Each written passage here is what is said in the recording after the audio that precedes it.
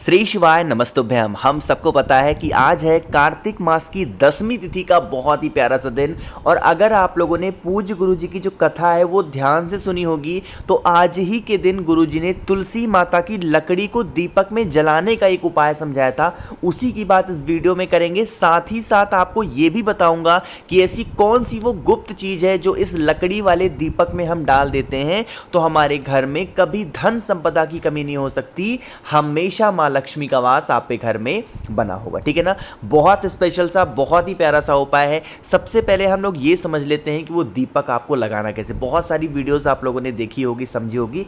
सिर्फ 10 सेकंड आपका टाइम लूंगा, उसके बाद हम लोग बात करेंगे, है ना। देखो, इस उपाय के लिए आपको ज़रूरी नहीं है कि आपको मिट्टी का ही दिया लेना है। आपके घर में मिट्टी का दिया हो उसको ले लो, नया हो पुराना हो उसको ले लो, या फिर घर में आपके रखा हुआ है कोई मिट्टी का दिया, चाहे आटे का बना सकते हो, वो भी कर सकते हो, है ना। साथ ही साथ तुलसी माता की लकड़ी लेनी है। एक चीज़ का ध्यान रखिएगा, हमें तुलसी माता की हरी लकड़ी नहीं लेनी। कुछ लोग बड़े शौक में क्या करेंगे, जाएंगे तुलसी माता के पौधे को तोड़ लेंगे और फिर वो हरी हरी लकड़ियों को जला देंगे। ऐसा काम नहीं करना है। तुलसी माता के पौधे के नीचे आप देखोगे जाकर के ध्यान से, तो सूखी हुई जो लकड़ियां होती हैं वो अपने आप नीचे गिर जाती हैं। उन्हीं लकड़ियों को लेना है। कितनी लकड़ी लोगे? 7 लकड़ी लेनी है, इससे ज्यादा नहीं लेना। कितनी? 7 लकड़ी लेना।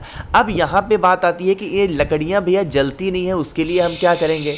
तो आपको क्या करना है, जब लकड़ियां जलती नहीं है तो आपको इस लकड़ी में जो रुई होती है, जो कॉटन होता है ना, उस कॉटन को लपेट देना है ना, और घी में इस कॉटन को अच्छे तरीके से, एकदम कहते हैं ना कि घी पिला देना, तो उस कॉटन को अच्छे तरीके से घी पिला देना और अच्छे तरीके से इसमें लपेट देना।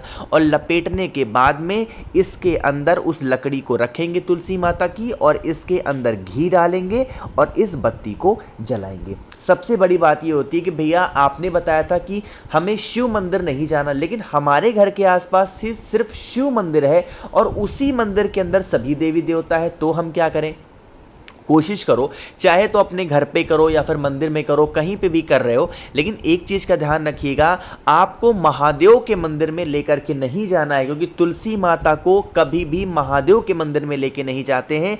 हमेशा कहाँ जाएंगे? आप किसी भी देवता, भगवान सत्यनारायण हो तो बहुत अच्छी बात है, भगवान हरि हो बहुत अच्छी बात है, बट शिव भगवान नहीं होने चाहिए। ठीक है ना। सबसे पहले उनकी आरती करेंगे।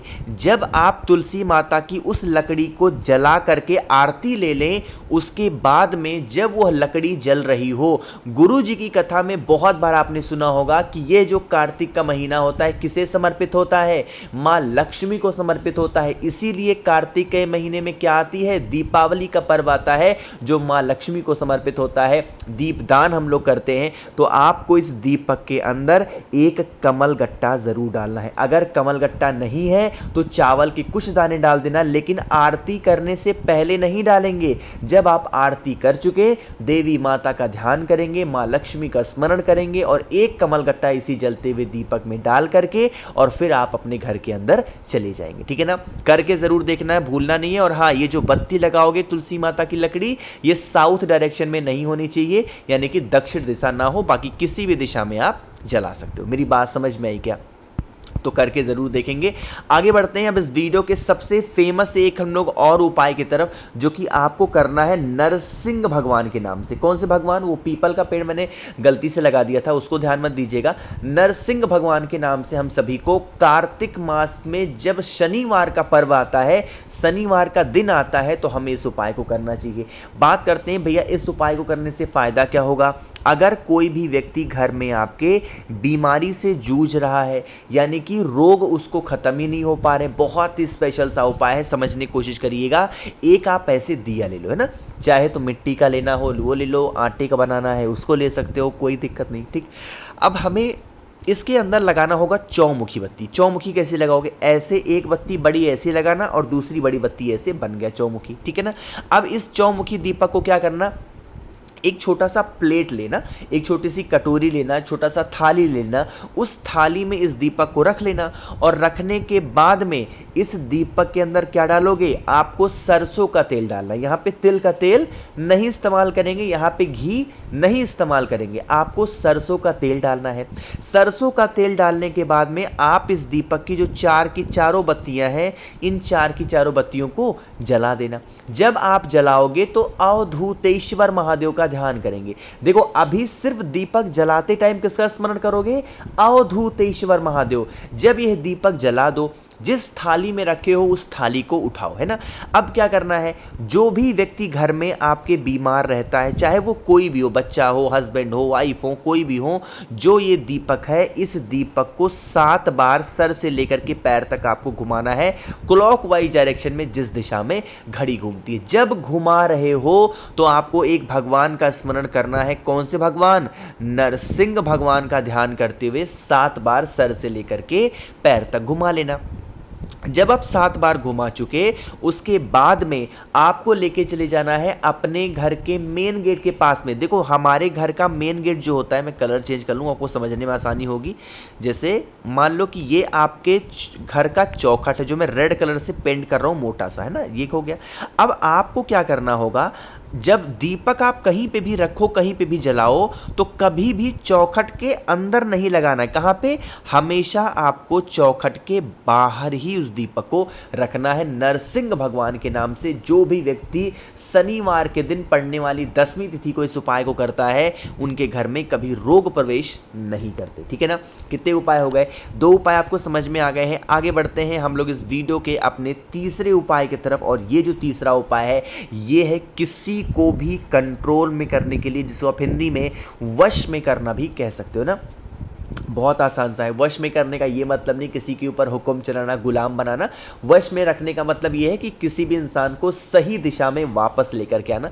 लेकिन छोटा सा काम करेंगे, जल्दी से वीडियो को लाइक करिए। मेरे जितने भी भाई बहन आवाज़ मेरी पहली बार सुन रहे हैं, चैनल को ज़रूर सब्सक्राइब करेंगे। और हाँ, आप लोग के लिए ऑफर सिर्फ और सिर्फ दीपावली रात 12 बजे तक है। ऑफर का लाभ जरूर उठाइएगा। अगर आप 7 मुखी रुद्राक्ष या 9 मुखी रुद्राक्ष लेते हैं, आपके पास लिमिटेड स्टॉक रुद्राक्ष के बचे हैं, जल्दी से जो ऑर्डर कर देगा उसे मिल जाएगा 7 मुखी या 9 मुखी रुद्राक्ष। अगर आप लेते हैं तो ही आपको 5 मुखी रुद्राक्ष फ्री मिलेगा, कमल गट्टे की माला फ्री मिलेगी, महादेव को समर्पित करने के लिए 50 ग्राम से ऊपर की भस्म मिलेगी, और प्लस आपको इसके साथ में 3 मुखी रुद्राक्ष फ्री मिलेगी। अगर इतनी सारी चीजें आपको फ्री में चाहिए, 7 मुखी या 9 मुखी रुद्राक्ष ले लो, सब कुछ फ्री होगा। मैसेज करिएगा 9005643345, ये मेरा व्हाट्सएप नंबर है, जरूर मैसेज करेंगे। ठीक है ना। चलो बात करते हैं उपाय की। इसके लिए हमें लेना होगा इस तरीके से इत्र। ध्यान रखिएगा, परफ्यूम की जरूरत नहीं है, हमें इत्र लेना। ठीक है ना। इत्र के साथ में आपको लेना है चावल के 2 दाने, और दोनों चावल के दाने कहीं से खंडित ना हो, कहीं से टूटे हुए ना हो, इस चीज का भी विशेष ध्यान दीजिएगा। अब आपके पास में होगा एक तांबे का लोटा, जिसके अंदर जल भरा है। जल के अंदर जो आपके पास में इत्र है, उस इत्र की 2 बूंद डाल देंगे, और जो 2 चावल का दाना है, उनमें से मात्र 1 चावल का दाना डालेंगे। 1 चावल का दाना अपने पास में रखेंगे और लेके चले जाएंगे महादेव के शिवलिंग के पास में। जो शिवलिंग आप पे घर पे हो वहां पे भी कर सकते हो, और बाहर भी कर सकते हो महादेव के शिवलिंग मंदिर में। ठीक है ना।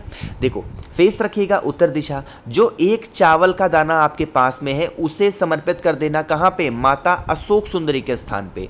और जो इत्र वाला जल होगा वो महादेव के शिवलिंग के ऊपर बिल्कुल धीरे धीरे। जो व्यक्ति घर में लड़ाई झगड़े क्लेश मारपीट, ये सब बहुत परेशान करके रख दिया है परिवार को, तो आपको वह जल समर्पित करना है। और जब जल को समर्पित कर रहे हो तो कुंदकेश्वर महादेव का ध्यान करना। ठीक है ना। जो भी व्यक्ति यह उपाय कर लेता है, उनके घर में कभी लड़ाई झगड़े नहीं होते। ठीक है ना। आपको समझ में आ गए होंगे यहाँ पे 3 उपाय। एक आखिरी उपाय की हम लोग बात कर लेते हैं, जो कि बहुत इजी और बहुत आसान सा उपाय है। आपकी बरसों पुरानी कोई भी ऐसी इच्छा है, उस इच्छा को पूरी करने के लिए ना बहुत छोटा सा उपाय है, समझिएगा। आपको ज़रूरत पड़ेगी एक कपड़े की, चाहे लाल कपड़ा हो, लाल ले लो, सफ़ेद ले लो, पीला ले लो, जो भी घर में आपके मिल जाए। बस वो जो कपड़ा ले रहे हो वो साफ़ सुथरा होना चाहिए, बहुत छोटा सा कपड़ा लेना, ठीक है ना। कपड़ा लेने के साथ में आपको महादेव की सबसे प्रिय चीज़ लेनी है और वो है एक बेलपत्र भी आपको ले लेना।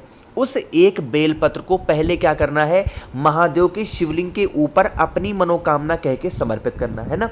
जब आप अपनी मनोकामना महादेव से कह दें, फिर वही बेलपत्र जो शिवलिंग के ऊपर चढ़ाया था, उस एक बेलपत्र को उठाना और जो कपड़ा आपने लिया है उस कपड़े में बांध करके अपने घर में 11 दिनों तक रख दो, ठीक है ना। जिस दिन 11वां दिन पूरा हो, 11वें दिन आप उस कपड़े को उठाओ, कपड़े को घर में रख दो, इस्तेमाल कर सकते हो। जो अंदर रखी हुई बेलपत्र है उसे लेके जाना और महादेव के शिवलिंग के ऊपर समर्पित कर देना। यह उपाय अगर आप कर लेते हैं तो आपकी बरसों पुरानी जो मनोकामना होती है वो पूरी जरूर होती है। तो मैंने कोशिश की आप सभी लोग को आज बहुत स्पेशल से उपाय को समझाने की। वीडियो पसंद आई हो तो लाइक करिएगा। बाकी जो आपको कुछ चाहिए, 7 मुखी 9 मुखी रुद्राक्ष अगर आप लेते हो तो बहुत सारी चीज़ें आपको फ्री मिल रही हैं। 9005643345 मेरा व्हाट्सएप नंबर है, मैसेज ज़रूर करेंगे। बाकी हाँ, चैनल को तो ज़रूर सब्सक्राइब करना है। श्री शिवाय, नमस्तुभ्यम।